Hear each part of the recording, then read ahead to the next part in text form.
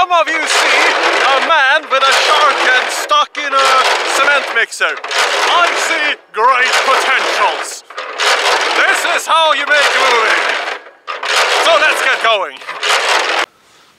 Hello everybody and welcome to me, Gustav, making a movie with my good friend Jesper, who couldn't be here. So I have the next best thing. Hello everybody.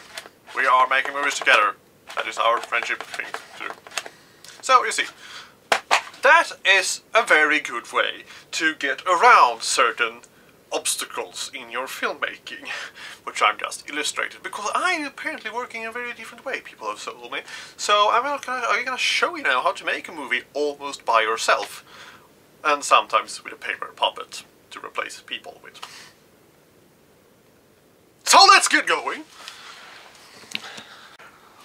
Now, to the absolutely minimum start of all these things, that nowadays, I'm filming on a 10-year-old camera, which I have had for 10 years and filmed almost everything I've done, all my 5 movies, which has been about makes giant sharks, and the questionable superheroes, and also Evil Dead on Bergman Swedish things. Anyway, so now you see that they look quite, not good, but decent. Anyway, now, this equipment here has been surpassed by cameras in these phones here, and I know most of you have your phones. So now I'm gonna show you that what this rig will actually perform on this camera. Now, you see here that the coloring are a little bit different, but they do look very good, and also the wide angle thing on this is amazing, I see now when I have side-by-side comparison next to the screen, because the screen of the other camera is over there. So, you see, this equipment will work very well for these things. And most of you do have cameras in your phone, in your pockets, and already in possession, so you don't have to buy an expensive camera to start, at least, making your movies. And that's the thing. It doesn't have to be expensive. Also, it's a very interesting comparison. This has an ultra-wide-angle lens on them, and these cameras, a lens actually surpasses in making it a better wide angle. So, well, you have been outperformed, my good friend. So, I'm sitting here and filming, and I just have this light, bent up table, floor light here, just to make the lighting a little bit better. And it doesn't have to be more complicated than that. So now, this is where I am currently living at this farm here. So now, when it comes to writing your movies in that kind of level I have, you see the sound will now be a little bit messed up, but anyway, you should write about things that you can get access to, instead of writing something and then try to find access to it, which you can do. But then again, if you already write from things that you have, it will be easier to include the things that you don't have if they are a minority of the things you want to put in your movie. So I will now take a little tour here. This is my barn, which is now incredibly dark and filled with old stuff. But as you see here, we do have some traces of when I cleaned this out to make a set out of it.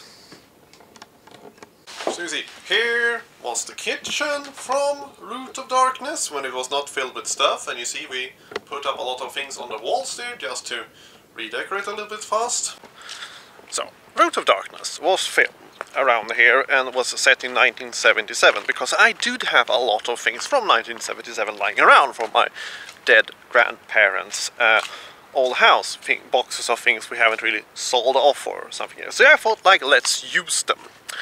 But also, there was a lot of forest in the movie, because I do have a lot of forest around me. It is a very, very good place to film, because forests look so incredibly irregular that you don't really have to walk far to see that you have a completely new background piece to film on, which is great. You see, we're standing here in a place that looks like the movie Ritual, except for it was filmed in Romania, because they get 10 times too much for the movie there. Anyway, so we see there. now I have walked a few meters and we have a completely different thing. And now I'm turning around and we have a completely different background here also. And then we can just walk a little bit around the corner and get an absolutely completely different background again. Which is a very, very good way to shoot a movie efficiently. Just basically take things there, take things there, take things there, and take things there. So the evil tree know what to do. Also a great tip for you who wants to do morbid stuff. Bones are very easy to find in the forest. If you just walk around, you will probably find some at some point.